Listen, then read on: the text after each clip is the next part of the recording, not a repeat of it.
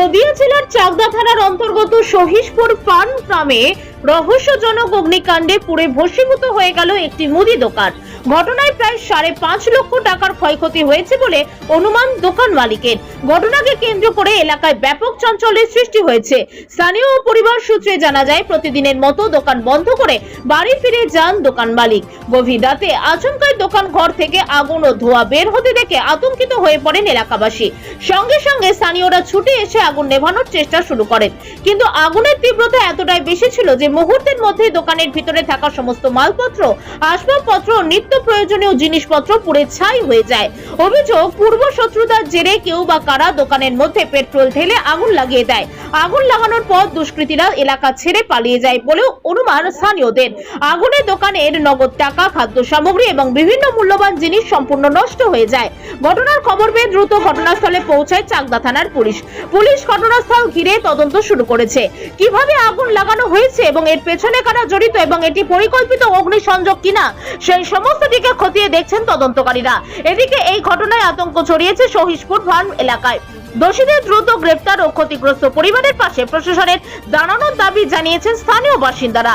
নদিয়া থেকে নিজস্ব প্রতিনিধি, খবর Bangla news. Food gallery, Madanpur, Shimurali, Palpara, Chakdah, free delivery, ঘরোয়া রান্নায় স্বাস্থ্যের ছোঁয়া, ডক্টর ফুড গ্যালারি।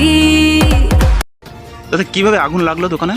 রাত 3:30 নাগাদ পেট্রোল দিয়ে দোকান জ্বালিয়ে দিয়েছে। 3:30 নাগাদ? হ্যাঁ।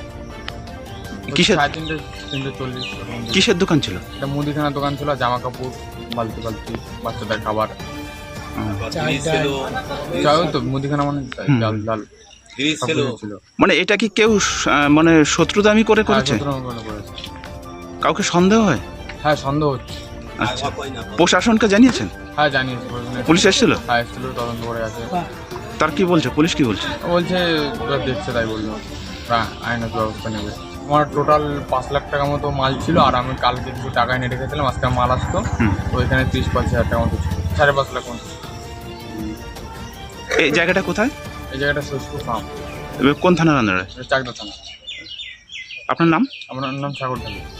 আচ্ছা, আপনি এই দোকানের মালিক? হ্যাঁ। ফার্স্ট যখন আসি তখন ঘরের ভেতর থেকে একটা শব্দ হচ্ছিল, পটপট করে বোতল বা কিছু ফাটছিল, যাই হোক খাবারের দোকান তো ফাটছিল। তখন আমি হট করে দর দিয়ে বেরোই যে কি হচ্ছে, এরকম একটা আওয়াজ হচ্ছে, মনে হচ্ছে যে টিনে কেউ বাড়ি মারছে।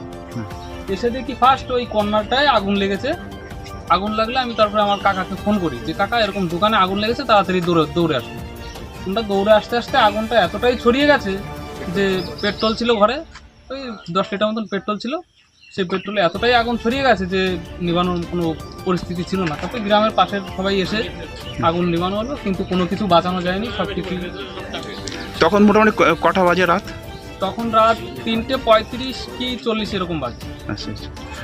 তোর লোকজন খবর দিলেন, সবাই এসে জল দিয়ে? সবাই এসে যথাযথ চেষ্টা করেছে, কিন্তু সম্ভব হয়নি, যেহেতু এতটাই আগুন ছড়িয়েছে, কিছু করার ছিল না। কিসের দোকান ছিল এটা? এটা মুদিখানার দোকান ছিল, তবে শাড়ি, বালতি, অনেক ভ্যারাইটিস দোকান ছিল। মোটামুটি সম্পূর্ণ দোকানে পরিপূর্ণ যে দোকান লাগে সেগুলো আর কি ছিল।